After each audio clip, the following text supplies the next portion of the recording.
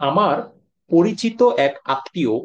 যিনি সরকারি একটি প্রতিষ্ঠানে ঠিকাদারি ব্যবসা করতেন। তো উনি একটা ঠিকাদারি কাজ শেষ করে যখন বিল পেতেন তখন একসাথে অনেক নগদ টাকা উনার হাতে আসতো।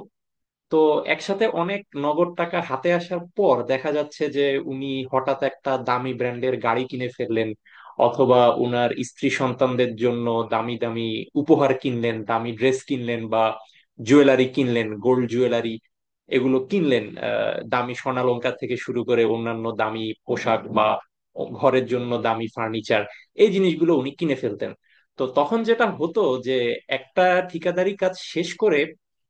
যখন একটা বিল পাচ্ছেন, নগদ অনেকগুলো টাকা হাতে আসছে, তখন প্রায় পুরো টাকাই উনি খরচ করে ফেলছেন, কখনো গাড়ি কিনে, কখনো ফার্নিচার কিনে, কখনো গোল্ডের জুয়েলারি কিনে, ইত্যাদি ইত্যাদি বিভিন্ন ভাবে। তাহলে তার মানে হচ্ছে যেই বিলটা পেলেন তার প্রায় একটা বড় অংশই কিন্তু ওই কেনাকাটায় শেষ হয়ে যাচ্ছে। তো এরপরে যখন উনি পরের ঠিকাদারি কাজে হাত দিবেন, তখন দেখা যাচ্ছে ওনার ওয়ার্কিং ক্যাপিটালের একটা শর্টেজ হয়ে যাচ্ছে। তো এই শর্টেজটা মিট করার জন্য তখন দেখা যাচ্ছে উনি হয়তো ওই গাড়িটা বিক্রি করে দিচ্ছেন, বা কিছু হয়তো গোল্ডের যে জুয়েলারি গুলো ছিল ওগুলো বিক্রি করে দিচ্ছেন, বা ফার্নিচার বিক্রি করে দিচ্ছেন, বিক্রি করে ওই ওয়ার্কিং ক্যাপিটালটা উনি তুলে আনছেন, যেটা দিয়ে উনি পরের ঠিকাদারি কাজে হাত দিবেন। তো এভাবে করতে করতে যেটা হচ্ছে যে যখনই ওনার হাতে কিছু নগদ টাকা আসতো উনি কোনো না কোনো ভাবে ওই টাকাটা খরচ করে ফেলতেন, নন ইসেনশিয়াল বিভিন্ন প্রোডাক্ট কিনে কিনে, বিভিন্ন ব্র্যান্ডের দামি পোশাক কিনে কিনে, ইত্যাদি ইত্যাদি। তো যার কারণে হাতের নগদ টাকা আসতো, কিন্তু বিভিন্ন ভাবে সেটা বের হয়ে যেত, সেটা আর থাকতো না। আবার যখন পরে টাকা শর্ট পড়তো পরে ঠিকাদারি কাজের জন্য, আবার সেই আগের প্রোডাক্ট গুলো বিক্রি করে ওনাকে টাকা জোগাড় করতে হতো। কিন্তু বিষয় হচ্ছে একটা গাড়ি আপনি যখন কিনছেন, কিছুদিন পর যখন বিক্রি করছেন, আপনি যেই দামে কিনছেন তার অনেক কম দামে কিন্তু আপনাকে বিক্রি করতে হবে, কারণ গাড়ি কিন্তু একটা ডেপ্রিসিয়েটিং অ্যাসেট। সময়ের সাথে সাথে কিন্তু গাড়ির যেই সেল ভ্যালু এটা কমতে থাকে, বাড়ে না। আপনি যদি আজকে 10 লাখ টাকা দিয়ে একটা গাড়ি কিনছেন, আপনি যদি লেটসে এটা 1 বছর পরে বিক্রি করেন, অবশ্যই সেই গাড়ির সেল ভ্যালু 10 লাখ টাকার অনেক কম হবে, এর চেয়ে বেশি কখনোই হবে না। তা আপনি যদি 10 লাখ টাকা দিয়ে একটা গাড়ি কিনে লেটসে আপনি 7 লাখ টাকা দিয়ে বিক্রি করলেন 1 বছর পর, তাহলে কিন্তু বিপরীত হচ্ছে, আপনার বরং 3 লাখ টাকা লস হচ্ছে।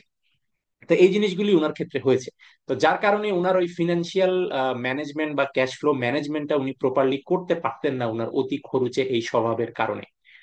তো এভাবেই উনার এই ঠিকাদারি ব্যবসার লাইফটা এভাবেই চলে গিয়েছে। বর্তমানে উনার বয়স 76 বছর। এখন ঢাকার বাইরের একটি জেলাতে একটা বৃদ্ধাশ্রমে উনি আছেন, এবং সেখানে খুব একটা আর্থিক সচ্ছলতার মধ্যে উনি নেই। যদিও অ্যাক্টিভ লাইফে উনার অনেক ইনকাম ছিল, কিন্তু ওই ক্যাশ ফ্লো ম্যানেজমেন্টার এক্সপার্টিজের অভাবের কারণে কিন্তু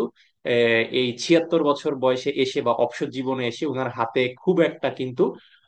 আর্থিক সঞ্চয় তেমন কিছু নেই। তো এখন একটা বৃদ্ধাশ্রমে উনি আর্থিক অভাবন্টনে জীবনযাপন করছেন, এবং উনার ভাইয়ের ছেলেরা প্রতি মাসে উনাকে কিছু আর্থিক সাহায্য দিয়ে যাচ্ছে, উনার 3 বেলা খাওয়া বা অন্যান্য কিছু বেসিক নিড মিট করার জন্য। তো এইভাবে হচ্ছে উনাকে কোনো মতে এই 76 বছর বয়সে এসে দিন যাপন করতে হচ্ছে। কিন্তু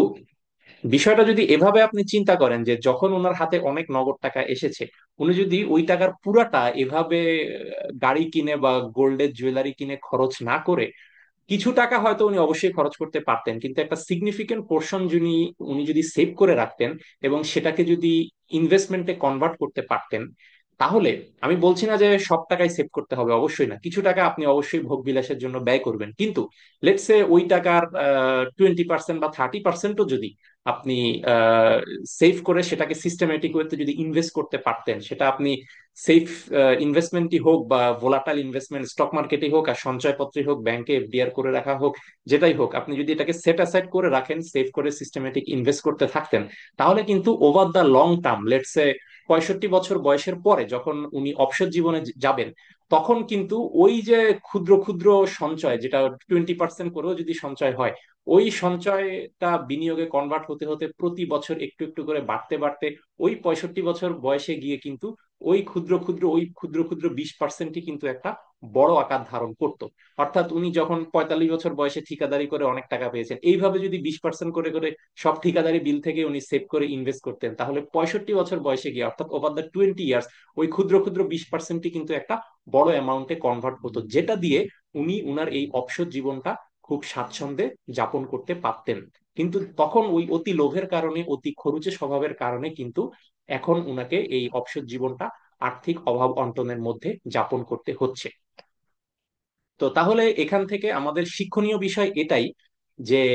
আমাদের যখন অ্যাক্টিভ লাইফ থাকে তখন হাতে অনেক টাকা আসলেও আমরা অন্তত 20% যেন সেটা সেভ করে সিস্টেমেটিক ইনভেস্টমেন্টে যেতে পারি, এবং সেই ইনভেস্টমেন্ট অ্যামাউন্টটা গ্র্যাজুয়ালি গ্রো করতে করতে দেখবেন যে after you retirement, after the age 65, সেই অ্যামাউন্টটাই দেখবেন যে একটা বড় অ্যামাউন্টে পরিণত হয়েছে। এবং ওই যখন বড় অ্যামাউন্টে পরিণত হচ্ছে তখন সেই অ্যামাউন্ট দিয়ে কিন্তু আপনার যেই রিটায়ার্ড লাইফটা, সেই অবসর জীবনযাপনের মানটা আপনার অ্যাক্টিভ লাইফের, আপনি যখন চাকরি করতেন বা ব্যবসা করতেন বিফোর 65, তো বিফোর 65-এ আপনার যে লিভিং স্ট্যান্ডার্ড ছিল, তো এই ধরনের systematic savings and investment habit over the long টার্মের কারণে আফটার 65, অর্থাৎ আপনার অবসর জীবনেও কিন্তু তখন আপনি দেখবেন যে একই মানের জীবনকে আপনি যাপন করতে পারছেন। তো এই জন্য আমাদের যখন অ্যাক্টিভ লাইফটা থাকছে, আমাদের যখন অ্যাক্টিভ ইনকাম থাকে আনটিল 65 বা 60, আমাদের পেশাগত জীবনে চাকরি বা ব্যবসায়, তখন যেন আমরা এই 20% হলেও সিস্টেমেটিক্যালি সেভ অ্যান্ড ইনভেস্ট করতে থাকি ওভার দ্য লং টার্ম, যাতে করে আমাদের রিটায়ারমেন্ট লাইফে গিয়ে অর্থাৎ 60 বা 65 বছর বয়সের পরে যাতে করে আমাদের লিভিং স্ট্যান্ডার্ডটা আমাদের ওই